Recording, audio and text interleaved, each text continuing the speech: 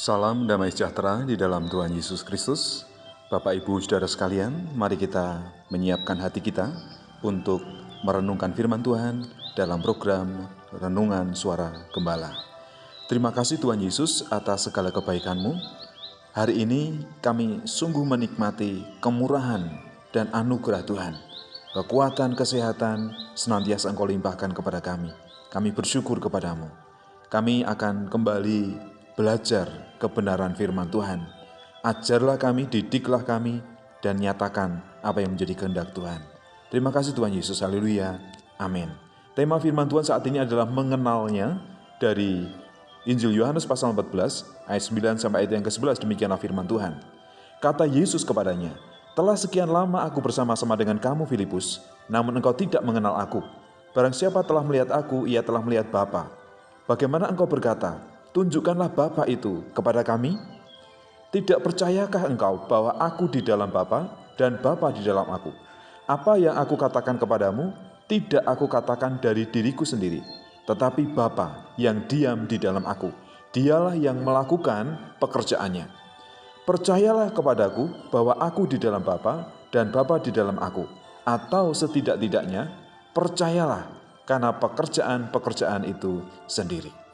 Tuhan Yesus diutus oleh Bapa untuk menggenapi serta melakukan kehendak-Nya.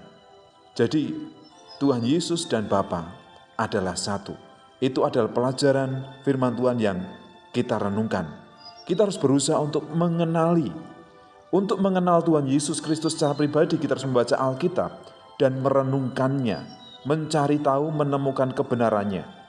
Jadi mari kita mengenal sifat, karakter, tujuan, apa yang Tuhan Yesus lakukan, yang Tuhan Yesus kerjakan untuk datang di dalam dunia ini. Mari kita mengenal dengan baik supaya kita tidak tersesat, supaya kita tidak salah jalan. Kemudian yang kedua, kita juga perlu mempercayai, kita meyakini bahwa Yesus dan Bapa adalah satu. Yesus ada di dalam Bapa, Bapa ada di dalam anaknya. Dan Tuhan Yesus tidak mengatakan firman Tuhan itu dari keinginannya, kehendaknya sendiri, tetapi dari Allah Bapa. Orang tidak akan mudah mengerti, menerima penyataan ini kalau tidak disentuh dan tidak dijamah oleh kuasa Roh Kudus. Oleh karena itu bersyukurlah kita yang percaya kepada Tuhan Yesus bahwa Ia dan Bapa adalah satu.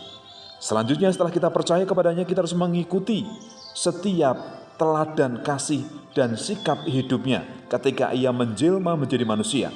Ia mengasihi dan peduli kepada sesama manusia. Begitu banyak orang sakit yang dijamah, disembuhkan, dipulihkan. Bahkan ada orang yang mati dan dibangkitkan. Orang-orang yang lapar diberi makan.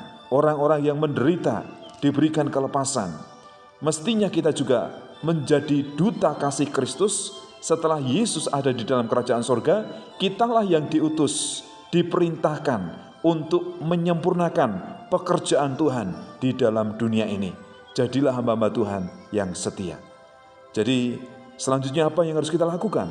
Yang pertama, bacalah Alkitab dengan baik dan kenalilah pribadi dan karakter Tuhan Yesus.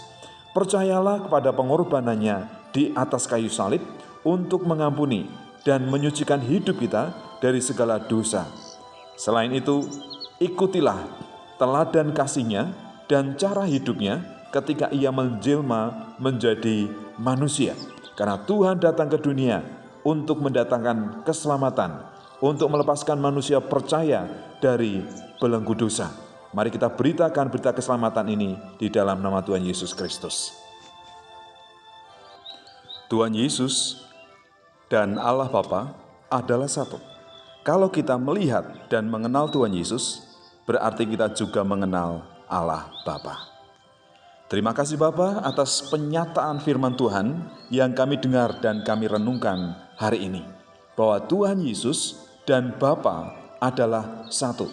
Tuhan Yesus tidak mengatakan perkataan dari dirinya sendiri, tetapi firman yang berasal dari kehendak Allah Bapa. Karena Dia hadir di dalam dunia untuk menggenapi rencana dan kehendak Allah Bapa untuk menyelamatkan umat manusia. Kami bersyukur atas kasih karunia-Mu di dalam Putra Tuhan Yesus Kristus yang tunggal, yang telah menyelamatkan kami. Kami ingin mengenali Tuhan Yesus secara pribadi, mempercayai dan juga mengikuti teladan kasih yang telah Ia berikan kepada kami, supaya kami mengasihi sesama kami, supaya kami melayani sesama kami, dan juga menjadi berkat bagi mereka.